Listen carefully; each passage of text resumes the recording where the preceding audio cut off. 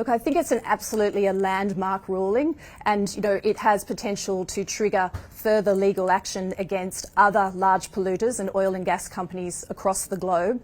And I think what's interesting, it's the first time that a company, and not just a government, has been ruled that they have the responsibility to reduce their greenhouse gas emissions in line with the Paris Agreement.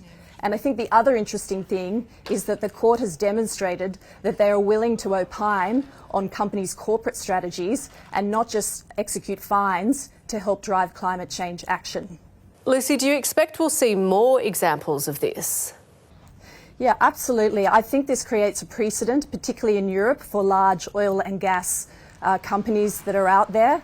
And I think that, what's interesting about the ruling is that Dutch Shell already had emission reductions, but the court held that they were actually not enough, that they really needed to be quicker and deeper in their response, and that those companies that are having a significant impact on climate really need to focus on driving forward emission reduction targets that are in line with the Paris Agreement. Will we see implications for companies here in Australia? Absolutely. I think that oil and gas companies in Australia are going to be more nervous about driving forward oil and gas investments, particularly given a number of those investments are often partnered with overseas groups. And I think that it could potentially also curb the potential selling of stakes in oil and gas assets, both here and in Australia. You manage an investment fund that's very focused on ESG. Do you think Australian companies are doing enough to curb their emissions?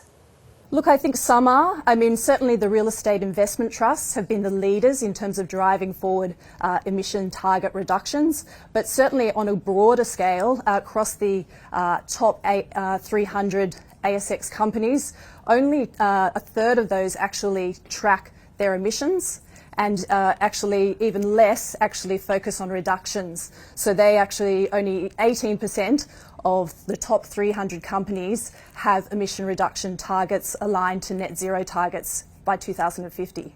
What are your clients saying? Is there still a groundswell from investors?